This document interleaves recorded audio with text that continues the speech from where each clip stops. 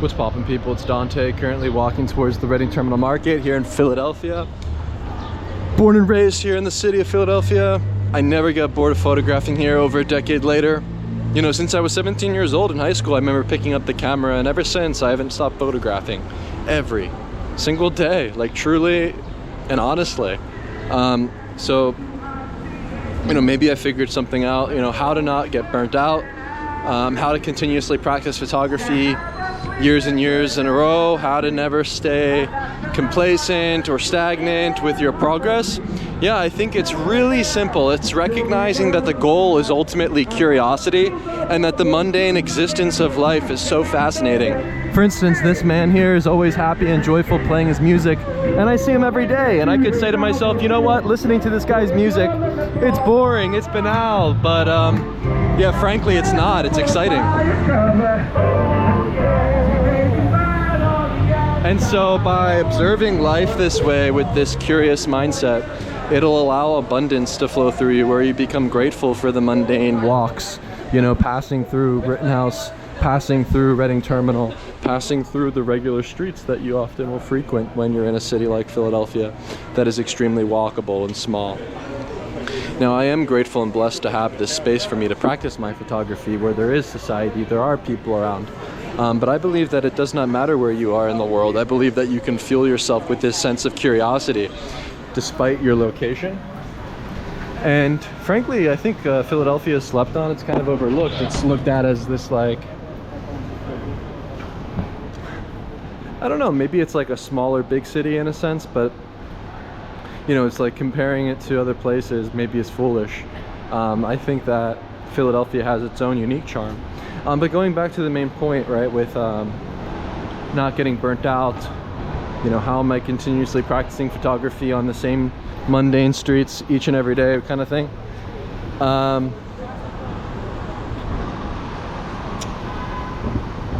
You have to detach yourself from the results. You have to detach yourself from the outcome, where you're merely enjoying the process of photographing. You're merely enjoying the process of going out and just seeing what's going on. It's actually really simple. It's like, you don't want to get caught up with the results, the photographs, but find yourself enjoying the simple act of walking, exploring, you know, and observing life itself. You know, you kind of just bring the camera for the ride. And that's always been a way, you know, that's always been the way that I operate, frankly. I mean, I think over the years what you realize is it truly takes a lot of time for you to create a strong body of work or a strong photograph generally, you know, where you might get a keeper photo every month or a few months or once per year. You know, you really never know with this kind of thing, where the spontaneity and the unpredictability of practicing street photography, it's really rewarding, and it feels great when you do achieve something, or it feels great when you make one of those photographs, but to not get caught up in it is critical. You really have to love the process of exploring, of moving your feet, of going out there into the world each and every day. You know, I really do believe that this is where you should be. It's a mindset. It's like gratitude. It's the appreciation of the mundane, and just enjoying the process. Like, honestly, those kind of things are the name of the game. And if you're curious and you're going out there each day with a camera, yeah, this is success. This is what it means to be successful as a photographer, as a street photographer. Curiosity is the ultimate goal, and if you possess that trait, if you possess that curiosity, well, then you can consider yourself successful despite the results, despite the outcome. And so a practical suggestion of how to increase your vigor, your vitality, your lust for life in the realm of practicing photography, right?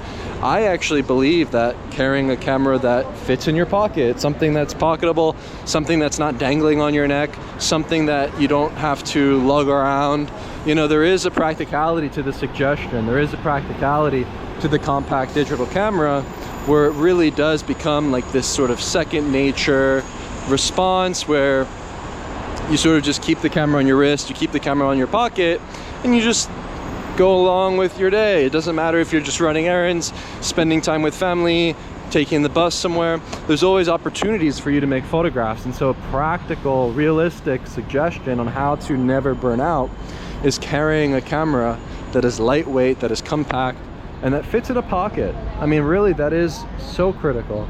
I really believe that we get too caught up in the gear, the photographs, and all these basic things.